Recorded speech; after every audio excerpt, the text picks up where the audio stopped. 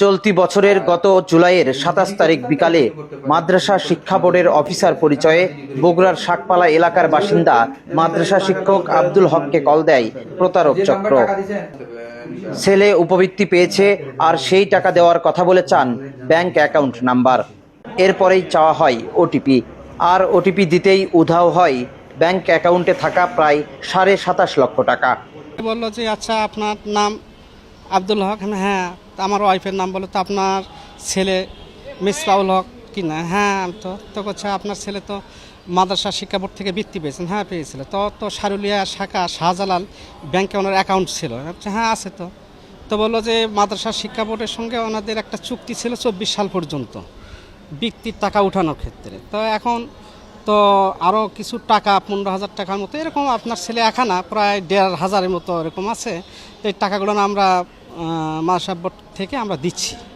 Account number দিলাম, দিয়ে বলছে একটা মেসেজ আছে আমাদের একটা রেজিস্ট্রেশন করতে হবে বাংলাদেশ ব্যাংকের সঙ্গে। আমি ঠিক বুঝতে পারি নাই। তখন রেজিস্ট্রেশনের নাম করে আমাকে যখন ব্যাংক অ্যাকাউন্ট নিল, নেওয়ার পর আমার শ্বশুরে ওই মোবাইলে কিছু নাম্বারটাও নিল।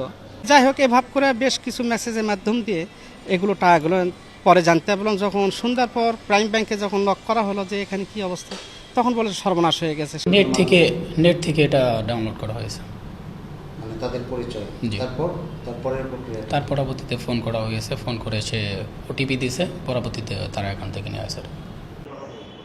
এ ঘটনার পর ভুক্তভোগী মাদ্রাসা শিক্ষক আব্দুল হক পুলিশের দ্বারস্থ হলে গতকাল সন্ধ্যায় ফরিদপুরের ভাঙ্গা উপজেলা থেকে গ্রেফতার করা হয় প্রতারক চক্রের মূল হোতা রাজু মুন্সিকে। এদিকে হাতিয়ে নেওয়া ২৭.৫ লক্ষ টাকার ভিতর উদ্ধার হয়েছে মাত্র ২০,০০০ টাকা।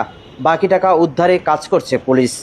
ব্যাংক অ্যাকাউন্ট থেকে প্রায় ২৭,৪৩,০০০ টাকা এটা প্রতারণার মাধ্যমে অন্য একটা অ্যাকাউন্টে ট্রান্সফার করে নেয়। ফরিদপুর জেলার ভাঙ্গা উপজেলার ওখানের বাসিন্দা, তাকে আমরা গতকাল সন্ধ্যার দিকে আমরা ফরিদপুর ওখানে অভিযান চালিয়ে তাকে গ্রেপ্তার করি। গ্রেপ্তার করার পরে সে ঘটনার সত্যতা স্বীকার করে এবং সে একটা চক্র চালায় এবং চক্রের মাধ্যমে সে বিভিন্ন লোকের কাছ থেকে প্রতারণার মাধ্যমে এবং টাকা আত্মসাৎ করে মর্মে স্বীকার করে।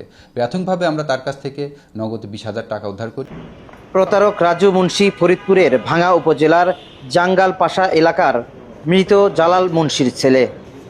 Bobbin Rahman, north capital news, Bogura.